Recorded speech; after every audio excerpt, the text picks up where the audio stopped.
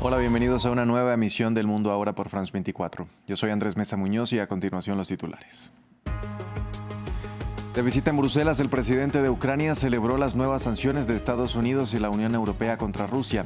El bloque comunitario seguirá apoyando a Kiev, pero aún no usará los activos rusos. Estados Unidos vuelve a criticar los planes anexionistas de Israel. El vicepresidente J.D. Vance calificó como estúpida la aprobación de una medida en el Parlamento israelí para aplicar su soberanía en la Cisjordania ocupada. El secretario de Estado, Marco Rubio, advirtió que esta podría amenazar el plan de paz de Donald Trump.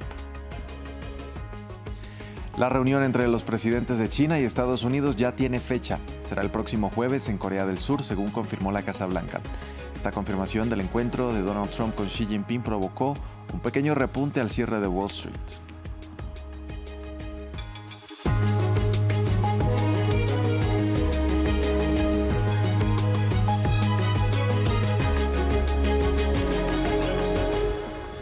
Vamos a empezar en Bélgica, escenario de una cumbre de los líderes de la Unión Europea y a la que asistió el presidente de Ucrania, Volodymyr Zelensky. El mandatario celebró las sanciones que el bloque y Estados Unidos impusieron contra Rusia, pero pidió más presión contra el presidente ruso, Vladimir Putin.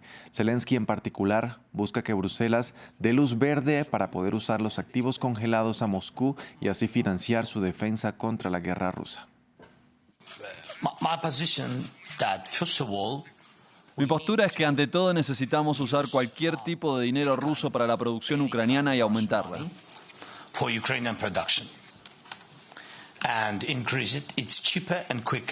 Es más barato y rápido, y hablamos en primer lugar de largo alcance. Se trata de drones, se trata de guerra electrónica, sistemas de guerra electrónica y misiles. Pero el bloque comunitario aún no usará los activos rusos, una polémica a la que se refirió el presidente de Francia, Emmanuel Macron, al finalizar la reunión, aunque reiteró el apoyo financiero a Kiev. En ningún caso tomábamos los activos congelados, lo que hacía que esta solución fuera compatible con el derecho internacional. Y aquí está en juego la credibilidad de los europeos y la estabilidad de la zona euro. No podemos actuar en desacuerdo con el derecho internacional.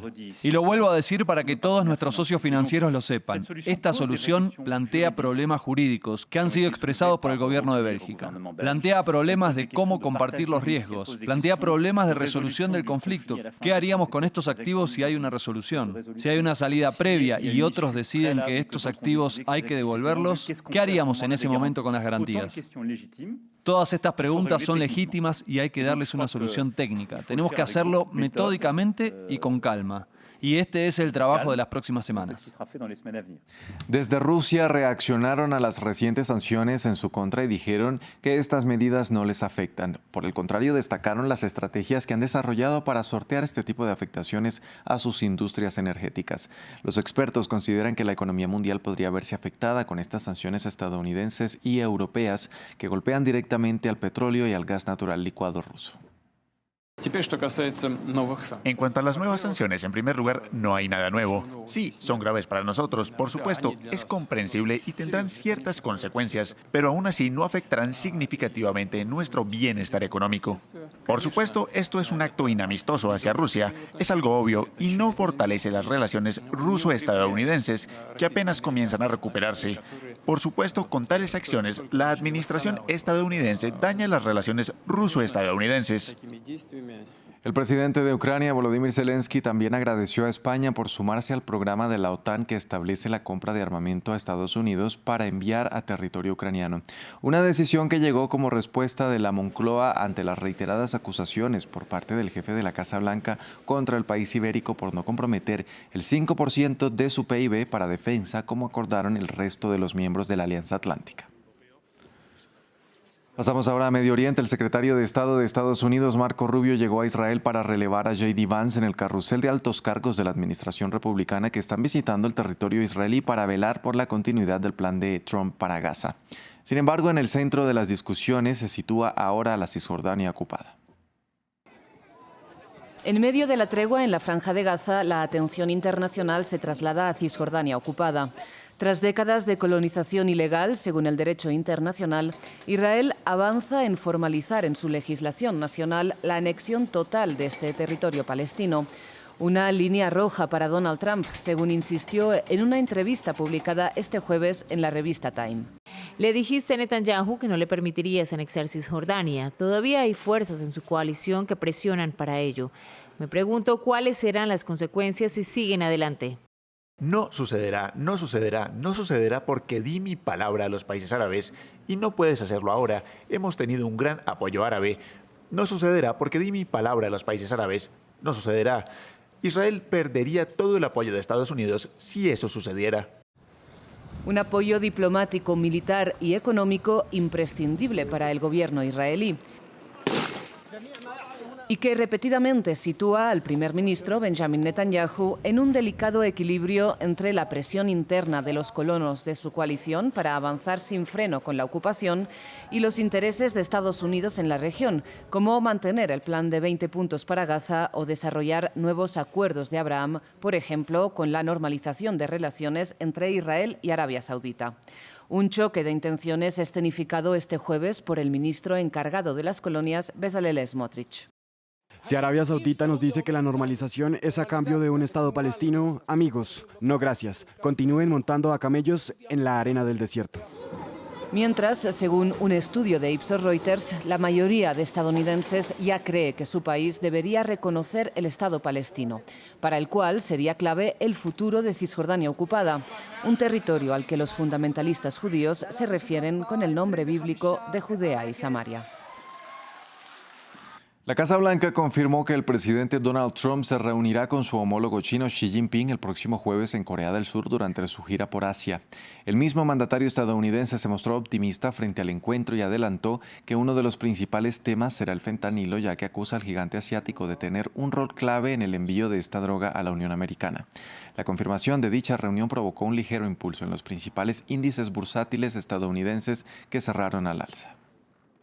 El miércoles por la mañana, hora local, el presidente volará a Busan, donde participará en una reunión bilateral con el presidente de la República de Corea. Pronunciará un discurso inaugural en el almuerzo de directores ejecutivos de la APEC y a continuación participará en una cena de trabajo de los líderes estadounidenses de la APEC. El jueves por la mañana, hora local, el presidente Trump participará en una reunión bilateral con el presidente Xi de la República Popular China, antes de partir para regresar a su hogar en Washington, D.C.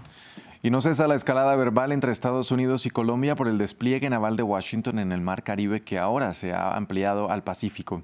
Esta vez el presidente colombiano Gustavo Petro dijo que con estas operaciones Estados Unidos está llevando a cabo ejecuciones extrajudiciales que, según dijo, violan el derecho internacional. En la misma línea se había pronunciado Human Rights Watch, que dijo que no existe un conflicto armado que autorice el uso de esta fuerza y que estos hechos deben ser juzgados y sancionados. Y aquí entonces comienza nuestra discusión, porque este tipo de maniobras que nosotros creemos rompe el derecho internacional. Estados Unidos en este tipo de acciones está cometiendo ejecuciones extrajudiciales. Sea que los lancheros sean culpables de llevar cocaína, sea que no lo sean, en ambas circunstancias hay un uso desproporcionado de la fuerza que es castigado por el derecho internacional humanitario. Por su parte, desde la Casa Blanca, la portavoz de la administración de Donald Trump, Caroline Leavitt, calificó al presidente colombiano como un desquiciado y advirtió que desde Washington no ven señales de desescalada en la tensión diplomática que comenzó cuando el presidente de la nación andina afirmó que durante las operaciones de la potencia del norte, un pescador de la nación cafetera falleció en aguas del Caribe. En medio de una visita de Estado a Indonesia, Luis Ignacio Lula da Silva anunció que, a pesar de estar cerca a los 80 años, buscará reelegirse como presidente de Brasil en las elecciones de octubre de 2026. Además, el jefe de Estado de la potencia sudamericana anunció nuevos acuerdos comerciales con Yakarta y afirmó que buscará continuar afianzando sus vínculos con las naciones del continente asiático. Diego Bassani nos cuenta los detalles. Luis Ignacio Lula da Silva anuncia que buscará continuar en el poder en medio de su gira asiática. Este jueves, el presidente de Brasil anunció en el marco de una visita de Estado a Indonesia que buscará un cuarto mandato no consecutivo. De este modo, el líder del Partido de los Trabajadores aseguró que su edad no es un problema para presentarse a los comicios de octubre de 2026. Quiero decirles que pronto cumpliré 80 años, pero tengan por seguro que tengo la misma energía que cuando tenía 30 y voy a presentarme a un cuarto mandato en Brasil. Por otra parte, la potencia sudamericana afianzó sus vínculos económicos con el gobierno de Yakarta. Ambos somos miembros del BRICS y del G20, por lo tanto queremos impulsar nuestra cooperación. Hoy hemos sido testigos de una importante cooperación económica. El valor de lo que acabamos de firmar podría superar los $5.000 millones. Además, Lula dejó en claro que su administración se encuentra en la búsqueda de llegar a nuevos mercados. Creo que los pueblos de Indonesia y Brasil merecen que hagamos el mayor sacrificio para garantizar que el comercio entre Indonesia y Brasil crezca al ritmo de crecimiento de nuestra población. De acuerdo con crecimiento.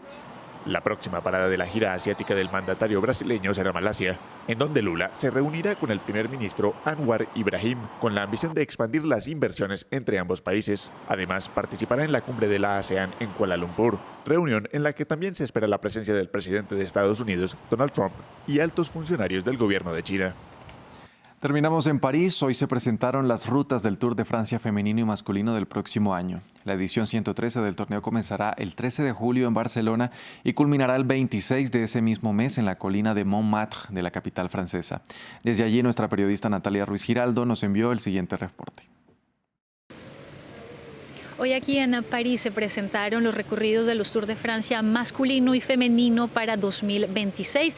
A cargo de esta presentación, Christian Prudhomme y Marion Rousse, los directores de ambas carreras. El Tour de Francia masculino comenzará en España, justamente allí en Barcelona, el próximo 4 de julio con una contrarreloj por equipos, algo que no se hacía desde 2019. Estará las 3 primeras etapas en Cataluña antes de llegar a Francia, donde pasará una buena parte por los Pirineos, subirá hacia Burdeos antes de realizar toda una diagonal desde el suroeste del país hasta el noreste de Francia, llegar allí a los Vosgos y a la Jura. Por supuesto que habrá ese paso obligado por los Alpes franceses con 2 etapas que van a llamar mucho la atención, etapa 19 y etapa 20, que terminarán con un ascenso al Alpe d'Huez, ese mítico lugar del ciclismo francés, esos ascensos en esas 21 curvas que son como unas serpentinas y que por supuesto pondrán a prueba las piernas de los corredores. Allí en una de esas etapas se pasará también por el Colombier, que será el techo de este Tour de Francia a más de 2.600 metros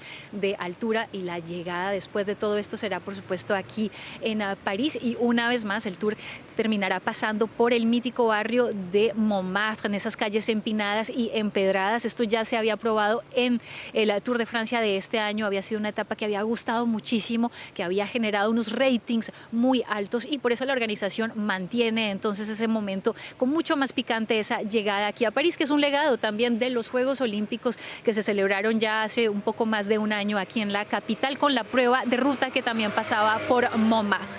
El Tour de Francia que irá entonces del 4 de julio al 26 de julio, y solo habrá que esperar unos pocos días antes de volver a vivir un poco más de ciclismo, esta vez con las mujeres, el Tour de Francia femenino, que comenzará el próximo 1 de agosto, esta vez desde Suiza, desde Lausana. Habrá 3 etapas también allí en tierras helvéticas antes de llegar a Francia, y no directamente a montaña, a diferencia de lo que se podría pensar, pero en realidad habrá todo un descenso hasta el Mont Ventoux, que será uno de los momentos más fuertes, quizás el plato fuerte de este Tour de Francia femenino, allí por esos paisajes un poco lunares que da ese mítico Mont Ventoux, primera vez que pasará por allí este Tour, para terminar finalmente en Niza el próximo 9 de agosto. Según Marion Rousse, esta edición, 5ª edición del Tour de Francia femenino, será la más difícil que se haya hecho, y será también la oportunidad para que Pauline Ferrand-Prévot, la francesa, pueda defender su título conseguido en la edición de este año